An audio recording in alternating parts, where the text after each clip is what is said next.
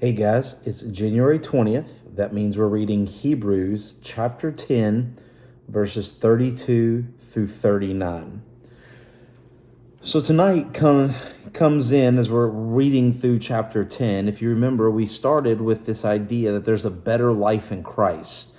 And with that, we started with the idea that faith is a better principle. Last night, we went over the idea that we are not to keep on sinning. And then tonight, it's kind of the idea of persevere in faith, to keep going, right?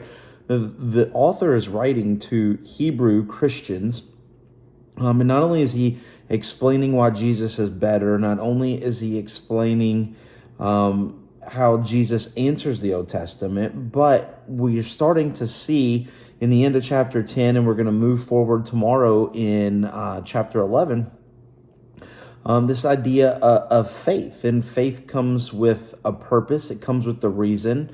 But let's be honest, faith is hard at times. There's difficulties of faith.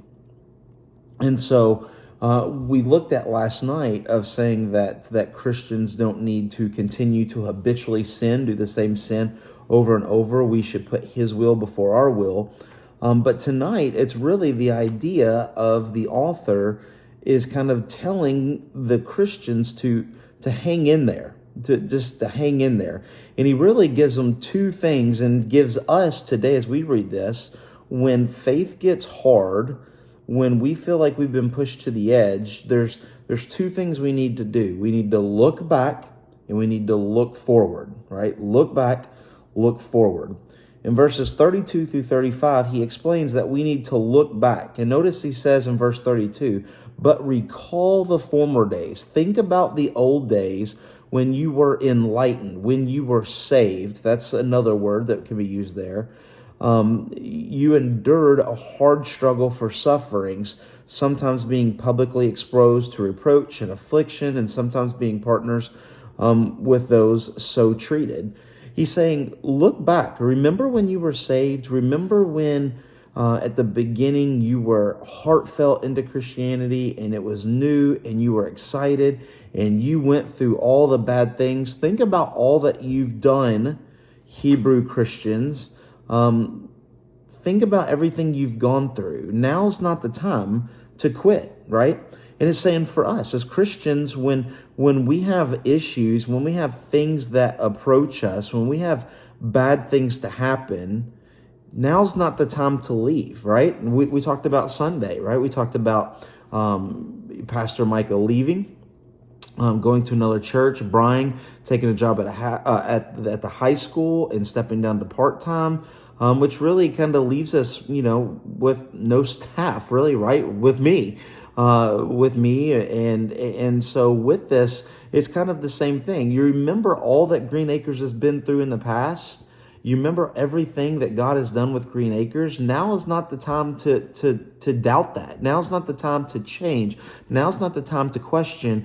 God was good back then. He's good now. Just because the issue is right in front of us, it doesn't mean that God is not with us. He's with us. He's done that. So we need to look back so that we can remember what God's done. But starting in verse 36, the author tells us to look forward. For you have a need of endurance, so that when you have done the will of God, you may receive what is promised. There's a good thing about faith. Not only do you grow closer to God, not only do this, but there is an inheritance. There is a reward. God has promised us that those who are faithful will be faithfully rewarded. We will become heirs of heaven. We'll be co-heirs with Jesus Christ. There is a reward. So not only do we need to look back to remember that God was with us during difficult times, it's not just now, but we need to look forward and say God will be with us in the future with all of the blessings and all of the gracious gifts that he has promised us. You can even see in verse 38, it says, but by righteousness one shall live by faith, and if he shrinks back, my soul has no pleasure in him. If somebody walks away from Christ, it means that he was never of Christ.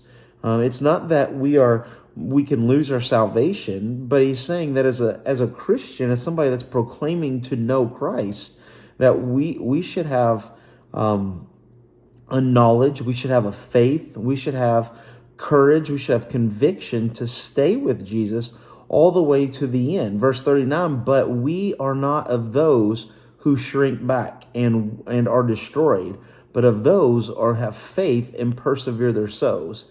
It's kind of like the writer of Hebrews is saying, I know who you are.